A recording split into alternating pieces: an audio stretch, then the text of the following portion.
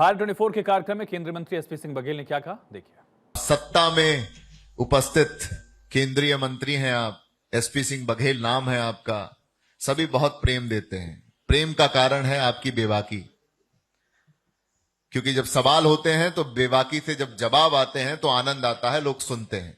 तो बहुत जोरदार तालियों के साथ स्वागत कीजिए एसपी सिंह बघेल जी का, क्योंकि बात मैं कंटिन्यू करूंगा। ये जवाब सुन के गुरुजी यहां से प्रस्थान करेंगे। आपको कानपुर जाना है और 3 बजे कथा करनी, जो अभी नहीं हो पाएगी। 4 साढ़े 4 बज जाएंगे आपको आराम से। ऑनलाइन कर लेंगे, ऑनलाइन कर लेंगे, ऑप्शंस हैं। सर आपसे सवाल है, क्योंकि लगातार चारों तरफ पूरे देश में एक ही बात हो रही है कि हिंदू एक हो जाओ, हिंदू एक रहेगा तो कुछ होगा, बटोगे नहीं तो कटोगे। तो ये कहां से अचानक आ गया? सब कुछ तो ठीक चल रहा है। आप सरकारों पर आरोप लगाते थे कि यूपीए सरकार कहीं ना कहीं हिंदू को उपेक्षित करती है। अब तो पिछले 15 साल हो जाएंगे, मतलब 12 साल तो हो ही गए हैं, 11 साल हो गए हैं। 11 साल से आपकी सरकार है, भाजपा की सरकार है, साधु आपको मानता है, आपकी प्रवृत्ति को समझता है, आप उनकी प्रवृत्ति को समझते हैं। तो ये नारे अचानक कहां से आ गए कि कटोगे तो बटोगे या हिंदू एक हो जाओ? कहां जरूरत पड़ रही है? हिंदू राष्ट्र है भाई। हिंदू राष्ट्र कहां है?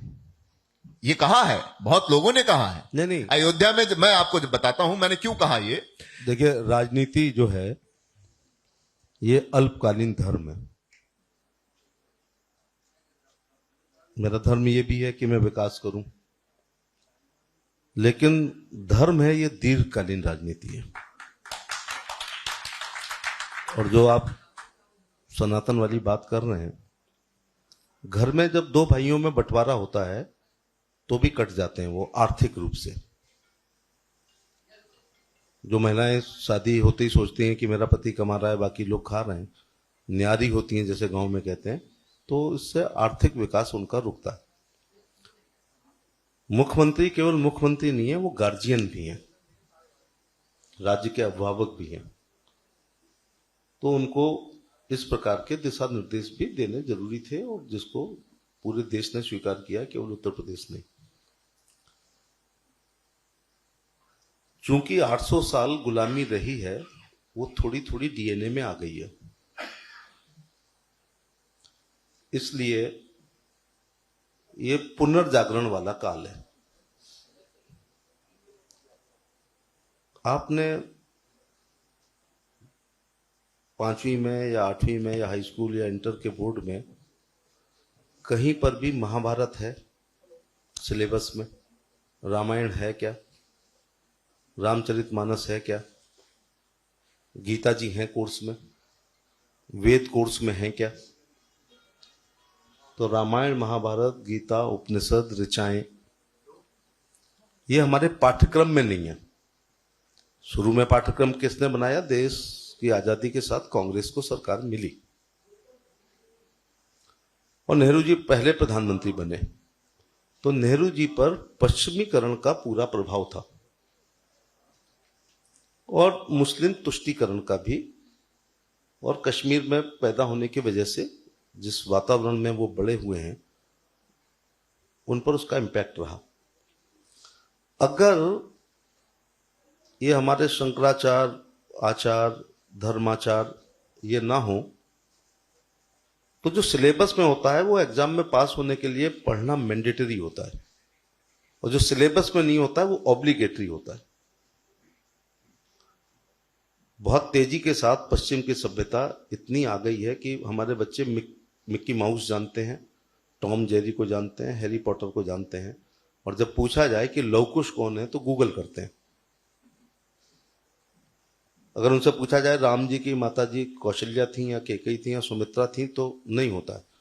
तो ये जो हमारे कथावाचक हैं, धर्माचार्य हैं, शंकराचार्य हैं, आचार्य हैं, ये भारत की सभ्यता, संस्कृति, धर्म, आध्यात्म, गीता, पुराण, महाभारत, उपनिषद, ऋचाएं, भारत की आध्यात्मिक, धार्मिक परंपराएं, रीत रिवाज को अक्षुण ही नहीं कर रहे हैं, बल्कि उसको आगे ले जाने का काम कर रहे हैं। तो मैं तो इनका हमेशा स्वागत करता हूं। और हमारे यहाँ रिश्ते भी यही रहे हैं। हम राजा तो नहीं कह सकते हैं, लेकिन जितने राजा होते थे उतने ही लगभग एमपी होते हैं। हम लोग तो सेवक लोग हैं, बल्कि चौकीदार भी हैं। लेकिन राजा बैठा होता था, पता चला संत आ रहे हैं तो नंगे पांव भागता था और स्वागत करता था। और इन आचार्यों के, शिक्षकों के ये रिलेशन थे कि कहा जा सकता था कि महाराज हस्तिनापुर में आके पढ़ाओ, तो द्रोणाचार्य जी के यहाँ जाना पड़ता था। 16 कलाओं के कृष्ण जी थे, लेकिन संदीपनी ऋषि से पढ़ने के लिए मथुरा से बहुत ज्यादा 500-700 किलोमीटर उज्जैनी को उनको जाना पड़ा। महाराजा राजा संत आते हैं, विश्वामित्र, अरे बच्चे दो अपने, क्या करना है? अरे इनसे खरदूषण मरवाने हैं, ताड़का मरवानी है। अरे मैं खुद चक्रवर्ती राजा हूं, मैं चलूंगा महाराज। नहीं नहीं नहीं। तो एक दूसरी पीढ़ी को भी तैयार किया। तो ये रिश्ते रहे हैं, ये हमारे आचार्यों से, शंकराचार्यों से उस समय के। और ये भारद्वाज जी का देश है, ये दुर्वासा जी का देश है, ये गौतम ऋषि जी का देश है। हमारे सारे गोत्र हमारे ऋषियों के ऊपर हैं, तो ऐसे कैसे रिश्ता खत्म हो जाएगा? ये हमारे सनातन के गार्जियन है। तो मैं एक सवाल लगातार करता हूं, क्योंकि पहले संत बैठे थे, संतों की सनातन की परिभाषा हो सकता है अलग हो, या हो सकता है आपकी सनातन की परिभाषा अलग हो। तो मैं हर बार मंच से एक बात पूछ लेता हूं, अगर सनातन का, क्योंकि हम कंटिन्यूटी में हैं, वैसे हम भारत निर्माण की बात करेंगे। भारत की निर्माण तभी संभव और अच्छा होगा जब हमारी रूट यानी कि जड़ें मजबूत होंगी। और जड़ें, आपने कहा ना कि पीढ़ी को भी उन्होंने बनाया, चक्रवर्ती राजा वो भी थे, लेकिन उनको ले जाना राम जी को था। तो मेरा सवाल बनता है कि सनातन की शब्द जो है उसकी परिभाषा क्या मानते हैं? नहीं, सनातन तो वसुंधैव कुटुंबक में, अतिथि देवो भव में, सर्वे भवन्तु सुखना, सर्वे सन्तु निरामया में विश्वास करता है। लेकिन देश काल परिस्थितियों के अनुसार, अब ये कलयुग है, ये सतयुग द्वापर उत्तरेता तो है नहीं है। तो देश काल परिस्थितियों के अनुसार संविधान में यदि ढेर सारे संशोधन हुए हैं, तो सनातन भी अपने दर्शन में देश काल परिस्थितियों के अनुसार कुछ, सनातन भी अपने दर्शन में कुछ परिवर्तन चाहेगा या हो चुका है परिवर्तन? हो रहा है, अच्छी बात है। दूसरी बात यह है कि प्रधानमंत्री जी ने कहा है सबका साथ, सबका विकास, सबका विश्वास, सबका प्रयास। ये आत्मा से निकला हुआ एक वाक्य है, लेकिन लोगों को प्रयास करना चाहिए। राष्ट्र निर्माण में लोगों को भी प्रयास करना चाहिए। सनातन की परिभाषा, मुंह खाए तो आंखें झुकनी चाहिए। आयुष्मान कार्ड से 5 लाख का इलाज हो तो प्रधानमंत्री को आयुष्मान भव कहना चाहिए। आंधी बरसात तूफान में जो बाहर छप्पर और खपरेल में सोते थे, आज उनके पास आवास है, तो उन्हें थोड़ी कृतज्ञता ज्ञापित करनी चाहिए। नंबर 2 बात है, ये परम पूज्य बोधसत्व भारत रत्न बाबा साहब भीमराव अंबेडकर जी के संविधान में लिखा नहीं था कि 2014 में जो भी सरकार आए उसको शौचालय या आवास या आयुष्मान या किसान सम्मान निधि देनी ही पड़ेगी। ये ऑब्लिगेटरी योजना है, ये मैंडेटरी नहीं है। ये मैंडेटरी थी तो फिर नेहरू जी से लेके बाकी प्रधानमंत्रियों ने संविधान की उपेक्षा की है। तो आपका कहना यह है कि सनातन परिवर्तन होना चाहिए, सनातन की परिभाषा में परिवर्तन होना चाहिए? सनातन की कोई परिभाषा ही नहीं है। अच्छा, मौखिक की परिभाषा है। ये हम पीढ़ी दर पीढ़ी, जो इसका कोई संविधान की तरह अध्यादेश नहीं है, लेकिन जो दर्शन है, सबको लेके चलना, किसी को हार्म नहीं करना, किसी को हत्या नहीं करना, किसी का शोषण नहीं करना। लेकिन गांधी जी ने भी ये कहा था कि यदि हिंसा और कायरता में से मुझे एक चुनना होगा तो मैं फिर हिंसा चुनूंगा। एक तरफ ये भी कहा था कि आपके गाल पे कोई एक तरफ थप्पड़ मारे तो दूसरा गाल कर दो, लेकिन ये भी कहा था कि हिंसा और कायरता में से एक चुनना होगा तो फिर मैं हिंसा को चुनूंगा, कायरता को नहीं चुनूंगा।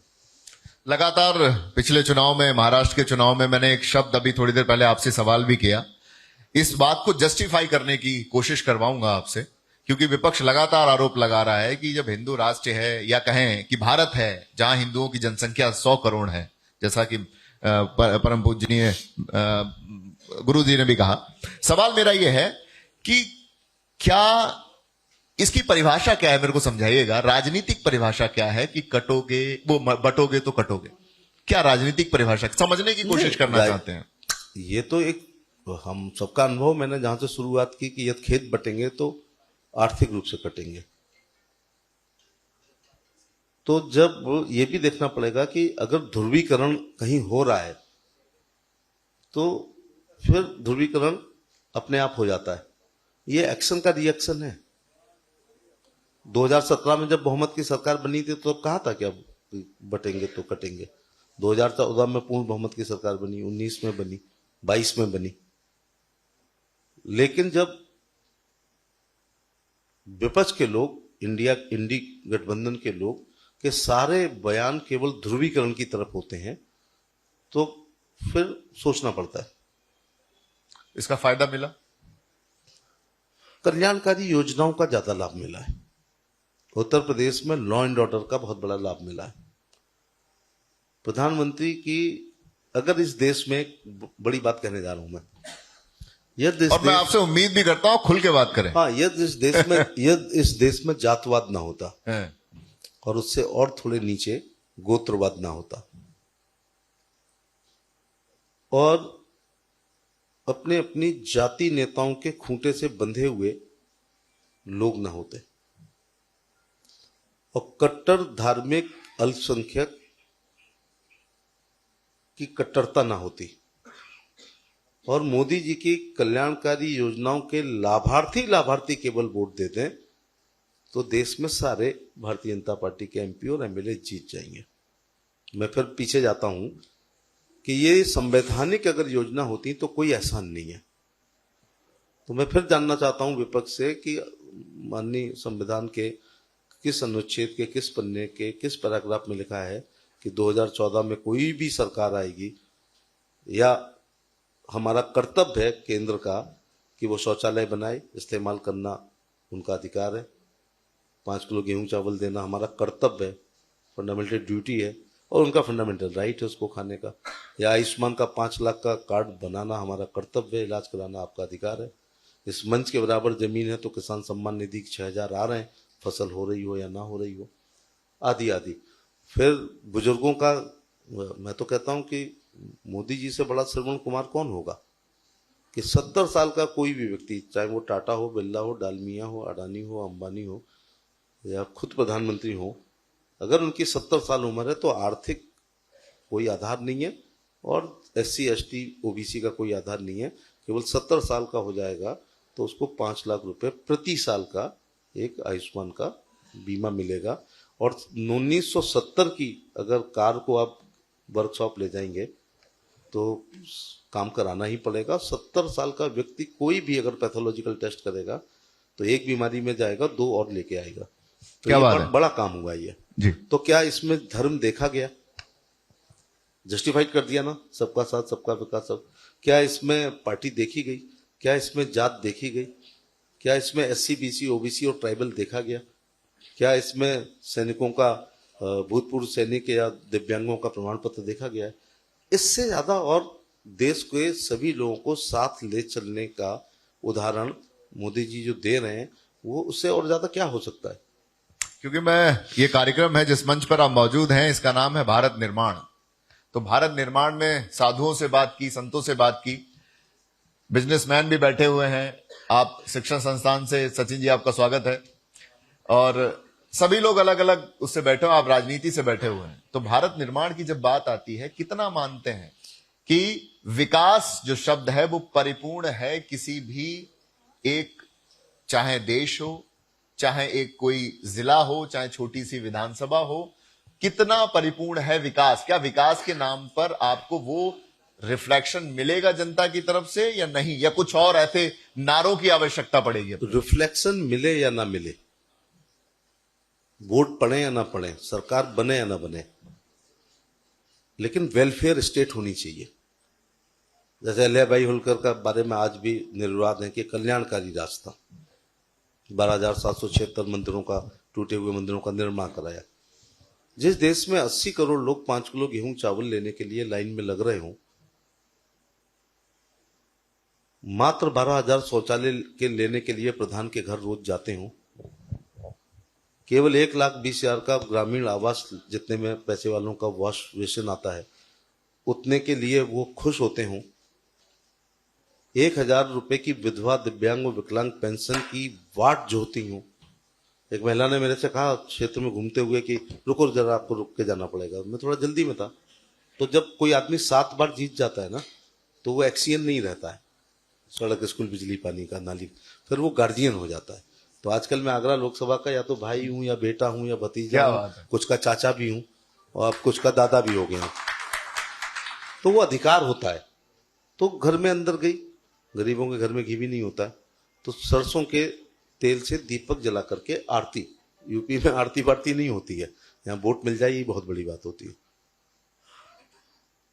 क्यों इतनी खुश हो रही हो? प्रधानमंत्री ने आवास दिया है, मैंने एक जगह और भी कहा। तो क्या बड़ा काम हो गया? बोले मैं छप्पर में सोती थी बाहर, कपड़े ऊपर नीचे होने का भी डर लगता था, और आधा गांव शराबी हो चुका है अब। जब से मोदी जी ने मुझे 1,20,000 का मकान दिया है, मैं कुंडी बंद करके झिक के सोती हूं। तो ये जरूरी है अभी सब, वोट पड़े या ना पड़े। ऐसी एक वृद्धा ने कहा कि मोदी जी के साथ बहुत दिखाई पड़ते हो आप। तो मैंने कहा वो पार्लियामेंट में दिखते होंगे। तो कहा उनको राम राम कहना। किस बात के लिए? बोले मेरी वृद्धावस्था पेंशन, नहीं विधवा पेंशन थी, मेरी विधवा पेंशन जब आती है उसके 4 दिन पहले से मेरी बहू मेरे पैर दबाने शुरू कर देती है। कभी 1,000 रुपए का महत्व, हम तो खैर गांव में पैदा हुए, लेकिन इतना महत्व है 1,20,000 के मकान का, इतनी सोशल सिक्योरिटी है, इतना अंदाज नहीं था। 2027 में उत्तर प्रदेश का चुनाव आने वाला है। आप आगरा से हैं, आगरा से सांसद हैं, केंद्र में बैठते हैं, वो अलग बात है, लेकिन मूल यही है, प्रदेश है। उत्तर प्रदेश में 27 में चुनाव होने वाला है। क्या मानते हैं इस बार मुंबई को भी क्रॉस कर देंगे? 288 में से इतनी सीटें आई, तो उत्तर प्रदेश में कितना मानते हैं आप? कहां आंकड़ा दिखाई देगा आपका? It is too early. Too early. अभी कहना बहुत है, और मैं बहुत ऐसी जुमलेबाजी नहीं करता कभी। It is too early. लेकिन मैंने फिर कहा कि 27 में वोट डालने से पहले जो 9 वोटर बने हैं, क्योंकि अखिलेश यादव 12 से बाहर हैं, तो 27 का मतलब नहीं 17 से बाहर हैं, 17, 10, 27, 10 साल हो जाएंगे। तो जो 8 साल का बच्चा था वो 18 का हो जाएगा। 8 साल का बच्चा 18 का हो जाएगा, और उनकी वोटरों की संख्या बहुत ज्यादा होगी। तो उनके गार्जियन से मैं कहना चाहूंगा कि जरूर 12 से 17 की सरकार का वर्णन जरूर करें अपने बच्चे से वोट जाते हुए, कि बच्चा जब तक 12 से 17 में स्कूल से घर नहीं आ जाता था, माँ दरवाजे पे खड़ी रहती थी, कहीं उसकी पकड़ तो नहीं हो गई। ये जरूर गार्जियन बताएं। व्यापारी अपने नियत समय से बाजार बंद करके किन्हीं कारणों से लेट हो जाता था, तो पत्नी सोचती थी थैला तो नहीं छिन गया, गोली तो नहीं लग गई। और जैसी सरकार आई थी, लोग अपनी छुट्टियां लेकर के आए और अपने खाली प्लॉटों पे बाउंड्री करानी शुरू कर दी थी। बेटी यहां से मेरी ही लखनऊ जाती थी, MBBS कर रही थी, तो 10 बार पूछना पड़ता था, अब कहां पहुंचे, अब कहां पहुंचे, अब कहां पहुंचे, अब कहां पहुंचे। लास्ट में जब तक अपने रूम के अंदर नहीं आ जाती थी तो चिंता रहती थी बताना। आज बेटी लखनऊ जा रही है तो ज्यादा पूछने की जरूरत नहीं होती है, क्योंकि अगर गुप्त काल भारत का स्वर्ण युग था तो योगी आदित्यनाथ का ये उत्तर प्रदेश का कार्यकाल, ये कानून व्यवस्था का स्वर्ण युग चल रहा है। तो ये एक नया वोटर आएगा बहुत बड़ी संख्या में, और उसने वो देखा नहीं है जमीनों पर कब्जे, अपहरण, मुख्यमंत्री द्वारा भेजे जाने वाली सूची, एक जाति विशेष के लोगों का पुलिस में भयंकर भर्ती, सब अच्छी नोएडा, मेरठ, गाजियाबाद की पोस्टिंगों पर एक जिले विशेष के लोगों का कब्जा होना, समस्त बालुओं के ठेकेदारी उनके पास होना, समस्त अन्य ठेकेदारियां होना, शस्त्रों का प्रदर्शन होना बहुत ज्यादा, और सुरक्षित नहीं होना। मैं एक दिन आ रहा था तो गुरु के ताल के सामने 2:30 बजे रात में, अब रास्ता तो यही होगा, 2 महिलाएं एक स्कूटी चला रही थी, एक बैठी थी और शादी से आ रही थी, मधुश्री रिसोर्ट से आ रही थी। मुझे इसलिए कि मैंने शीशा खोला तो कहा मैं बता देना चाहिए परिचय, मैं SP सिंह बघेल हूँ। तो उसने कहा कौन नहीं जानता। तो 2:30 बजे कहाँ से आ रही हो? जेवर से लेती हुई। तो उसने कहा मैं शादी से आ रही हूँ। मैंने कहा अभी समाजवादी पार्टी की सरकार होती तो ना स्कूटी का पता चलता ना तुम्हारे जेवर का पता चलता। ऐसा दृश्य मैं गुजरात में देखता हूँ, जब गरबा के दौरान गुजरात की बेटियां, बच्चियां सोने चांदी से लदी हुई और स्कूटी पर अपने एक स्थान से दूसरी तरफ जाती हैं। ऐसी लगभग, मैं तो रात का घूमने वाला आदमी हूँ, 3 बजे के आसपास मुझे ये धौलपुर हाउस के सामने एक बेटी कार चलाती हुई, कहाँ जा रहे हैं, वो कॉफी शॉप से आ रहे हैं जीपी की, तो मैंने कहा सारी कॉफी निकल जाती। अब माने अगर कानून व्यवस्था अच्छी है तो भी हमें थोड़ी सावधानी बरतनी चाहिए। तो ये बेस्ट एग्जाम्पल जो मैंने आगरा में देखे हैं, ये कानून व्यवस्था के ये बेस्ट एग्जाम्पल। अगर कोई अपराध होता है तो उसमें राजनीतिक लोगों का हाथ नहीं है। यदि कोई अपराध होता है तो मुख्यमंत्री का संरक्षण नहीं है। अपराध होगा तो मुझे लगता है आगरा पुलिस 72 घंटे में सही खोल भी देती है। क्या बात है, आपने लॉ एंड ऑर्डर की बात कही कि उत्तर प्रदेश में लॉ एंड ऑर्डर बहुत अच्छा है, मान लिया, सुरक्षित है सभी। आजकल महिलाएं रोडों पे जा रही हैं, कोई भी स्कूटी लेकर, कार लेकर कहीं छोड़ देता है, कोई चोरी बोरी का खतरा नहीं है। एसपी सिंह बघेल, भारत निर्माण का जब जिक्र आता है तो क्या मानते हैं कि वो पॉइंट बार क्या 5 चीजें हैं जो एसपी सिंह बघेल भारत निर्माण को लेकर देखते हैं? क्या चीजें हो चुकी हैं और क्या होने वाली है? देखो, कल्याणकारी योजना एक तरफ चलेंगी, ये 80 करोड़ बड़ी संख्या है। कालाहाड़ी का जमाना गया, अब पूरे देश में भूख से कोई नहीं मरेगा। हम सबको मरना है लेकिन इलाज के अभाव में नहीं मरेंगे। लेकिन अब सड़क, स्कूल, बिजली, पानी, मैं राजनीतिज्ञों से भी कहना चाहूंगा और हम भी अपना थोड़ा सा परिवर्तन कर रहे हैं कि सड़क, स्कूल, बिजली, पानी, नाली, खरंजा, फाइनल रिपोर्ट, चार्जशीट, बंदूक का लाइसेंस, विधवा विकलांग वृद्धावस्था पेंशन, जात आय प्रमाण पत्र और शादी ब्याह, 13वीं भागवत कथा, रसिया दंगल, कव्वाली, कुआ पूजन, एकादशी के उद्यापन में उपस्थिति के साथ साथ अब इंफ्रास्ट्रक्चर पर ध्यान देना पड़ेगा। तो अब ये बहुत ज्यादा नहीं चल पाएगा जिस आधार पर राजनीति हुई है। अब लोग विकास भी चाहेंगे और मैं धन्यवाद देना चाहूंगा कि मोदी जी ने नई पीढ़ी को एक जिम्मेदारी दी है और सपना दिखाया है, वो है 2047 में भारत विकसित राष्ट्र हो। मैं यहाँ थोड़ा आगे बढ़ाता हूँ, विकसित राष्ट्र हो, नंबर 1 इकोनॉमी हो, सुपर पावर हो और कहीं ना कहीं जो राजनीति विश्व की वर्षों रूस और अमेरिका के आसपास घूमी है वो भारत के आसपास घूमे। एक रैपिड राउंड खेलते हैं क्योंकि आनंद भी आएगा। मैं एक नाम लूंगा, जो भी आपके दिमाग में उस नाम को लेकर आए वो आपको तुरंत बोलना है। रेडी? एक नाम लूंगा, किसी का भी नाम लूंगा। इतना इंटेलिजेंट मुझे मत मानो करो। नहीं, आप कर सकते हो, मुझे पता है। तो मैं नाम लूंगा, आपको इंस्टेंट जवाब देना है। उसके लिए क्या है आपकी मन में, क्या है आपको बोलना है। शुरू करूं? नरेंद्र मोदी, वैश्विक लीडर। योगी आदित्यनाथ, कानून व्यवस्था का उत्तर प्रदेश का जनक। साधु, बहुत ज्यादा सम्मान। राहुल गांधी, संस्कार गलत हुए, भारत को नहीं समझ पाए। लुटियन जोन में रहने वाला आदमी कभी भारत को समझ नहीं सकता।